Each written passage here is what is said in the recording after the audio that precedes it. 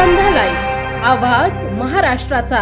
नमस्कार, मी गौरी। संध्या लाईव्ह मध्ये आपलं सगळ्यांचं स्वागत। विधान परिषदेच्या निवडणुकीसाठी अहिल्यानगरची जागा भारतीय जनता पार्टीला मिळावी अशी आमची अपेक्षा आहे, तसेच ती आम्हालाच मिळेल असा दावा देखील यावेळी राम शिंदे यांनी केला। तर विधान परिषदेला निष्ठावंत कार्यकर्त्यांना उमेदवारी मिळेल अशी सर्वांची अपेक्षा आहे। मात्र ऐनवेळी वेगळा निर्णय देखील होऊ शकतो असे सूचित इशारा देखील राम शिंदे यांनी वर्तवला आहे। पाहूया। राज्यामध्ये वरिष्ठ सभागृह विधान परिषदेच्या बाबतीमध्ये गेली अनेक वर्ष स्थानिक स्वराज्य संस्थेच्या निवडणुका न झाल्याच्या कारणानं स्थानिक स्वराज्य संस्थेमधून विधान परिषदेवर निवडून येणाऱ्याच्या प्रतिनिधींच्या निवडणुका होऊ शकल्या नाहीत। आता गेल्या 18 तारखेला हे निवडणूक केंद्रीय निवडणूक आयोगाने या संदर्भामध्ये निवडणूक जाहीर केलेली आहे आणि या निवडणुकीमध्ये आता 17 विधान परिषदेच्या निवडणुका आहेत। एक नागपूर विधान परिषदेची पोटनिवडणूक आहे। अशा 18 निवडणुका 18 प्रतिनिधींसाठी ही निवडणूक होणार आहे आणि निश्चित स्वरूपामध्ये त्याचे आता 25 तारखेपासून नोटिफिकेशन निघालेलं आहे। 1 तारखेपर्यंत फॉर्म भरणं सुरू आहे।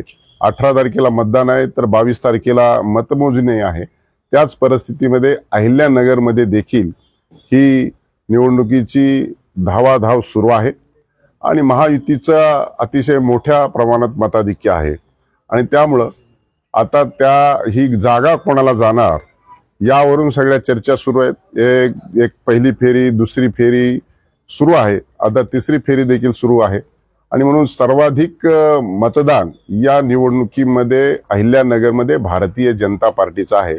जवळपास भारतीय जनता पार्टीला ही जागा मिळावी या दृष्टिकोनातून प्रयत्न आहेत आणि ते यशस्वी होतील आणि ही जागा भारतीय जनता पार्टी घेणार आणि निश्चितच यासाठी भारतीय जनता पार्टीकडे अतिशय तोलामोलाचे अनेक उमेदवार देखील आहेत आणि त्या उमेदवारासाठी देखील आमचा आग्रह आहे आणि म्हणून ही निवडणूक मला असं वाटतं की अतिशय महायुतीच्या बाजूने आहे आणि महायुतीच्या बाजूने असल्या कारणानं आता तिन्ही मुख्यमंत्री आणि दोन्ही उपमुख्यमंत्री हे तिन्ही पक्षाचे वरिष्ठ नेते आहेत आणि core committee Bharatiya Janata party त्या संदर्भामध्ये निर्णय घेईल।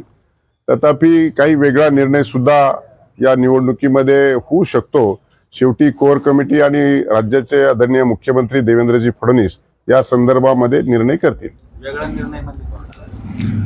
वेगळा निर्णय म्हणजे महायुतीमध्ये जी जागा आहे ती भारतीय जनता पार्टीला मिळावी आणि आमच्याकडे इच्छुक आहेत। आता शेजारीच माझ्या बसले तर देवळाली प्रवराचे सलग दुसऱ्यादा नगराध्यक्ष झालेले आहेत आमचे सत्यजित कदम, त्याचबरोबर बेरड सर आहेत, त्याचबरोबर वसंतसेठ लोढा आहेत, सुजय विखे आहेत माजी खासदार, राज्यसभेला ते इच्छुक होते। आता विधान परिषदेला ते मागच्या दाराने जाणार नाही किंवा इच्छुक नाहीत असं काही म्हटलेत, त्याच्यामुळं आमच्याकडे काही उमेदवाराची कमी नाही। त्यामुळे या संदर्भामध्ये पक्ष आणि नेतृत्व निर्णय घेतील। ताज्या आणि महत्त्वपूर्ण बातम्या पाहण्यासाठी आजच आमच्या संध्या लाईव्ह न्यूज चॅनलला YouTube वर सबस्क्राईब करा आणि बेल आयकॉन प्रेस करा।